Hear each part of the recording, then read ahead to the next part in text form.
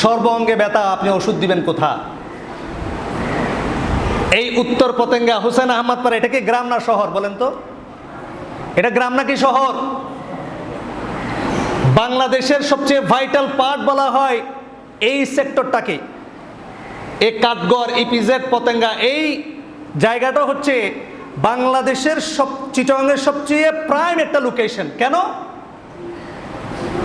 ঢাকাকে বলা হয় বাংলাদেশের রাজধানী, আর ইন্ডাস্ট্রিয়াল রাজধানী, বাণিজ্যিক রাজধানী বলা হয় চট্টগ্রামকে, শুধুমাত্র এই এলাকার জন্য।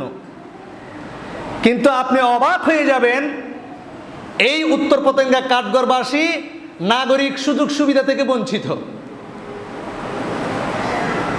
আপনি যদি কাউকে জিজ্ঞেস করেন হুসেন আহমদ পাড়ার মধ্যে ওয়াসার লাইন নাই কেন, কেউ তো দিতে পারবে না।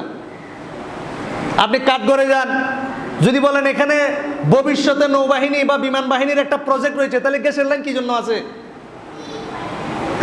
সরকারি দপ্তরগুলোতে কেন ওয়াসার লাইন দেওয়া হয়েছে? বছরকে বছর আপনি জুলমের শিকার, কিন্তু কেউ কোনো কথা বলে না।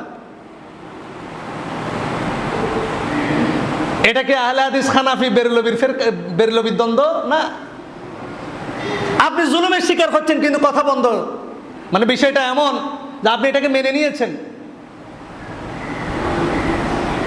এই এলাকায় ওয়াসার লাইন নাই কেন আপনি জিজ্ঞেস করেন, কোনো স্বভাব নাই, কোনো কথা নাই। এই এলাকায় কি মেম্বার অফ পার্লামেন্ট নাই, জনপ্রতিনিধি